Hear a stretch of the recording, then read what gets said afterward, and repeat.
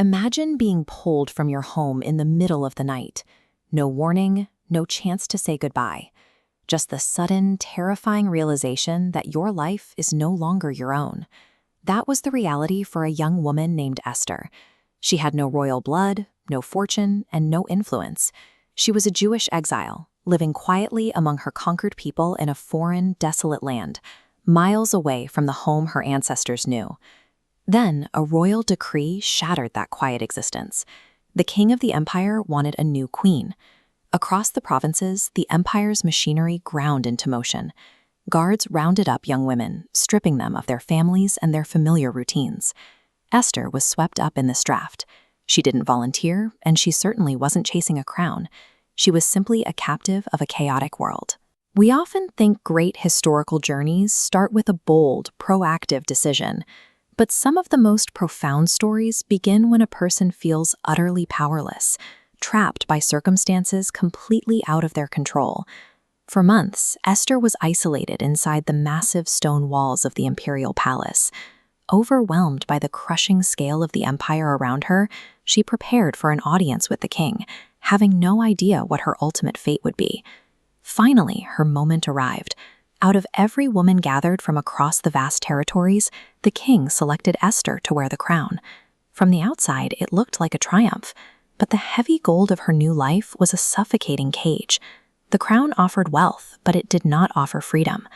Deep within the palace walls, she carried a dangerous secret. No one, not even the king, knew she was Jewish. Gaining status and position rarely means a story is over. Often, the wealth and the crown are nearly quiet preparation for a much larger test ahead. That test arrived in the form of a vicious decree. A high-ranking official named Haman manipulated the king into ordering the complete annihilation of every Jewish person in the empire.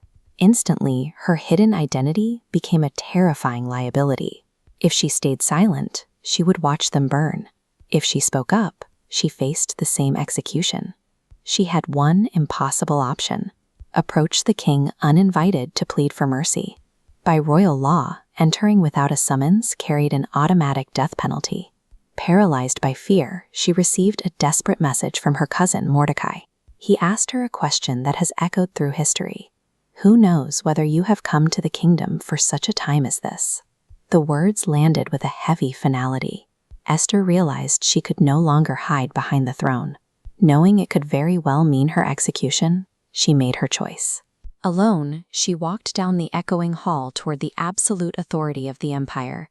She stepped uninvited into the throne room, facing the king. True courage requires moving forward even when you are terrified.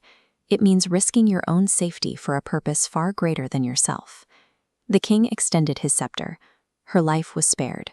By breaking the rules and risking everything, Esther exposed Haman's plot and saved an entire nation from ruin. We often assume God reserves important missions for extraordinary leaders, the highly trained or those with massive influence. But Esther's life reveals a different pattern. God deliberately places ordinary people in ordinary, sometimes chaotic environments. What feels like coincidence is actually deliberate intent.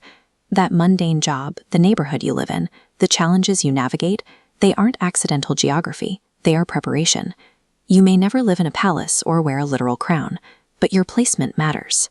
You too have been chosen for such a time as this.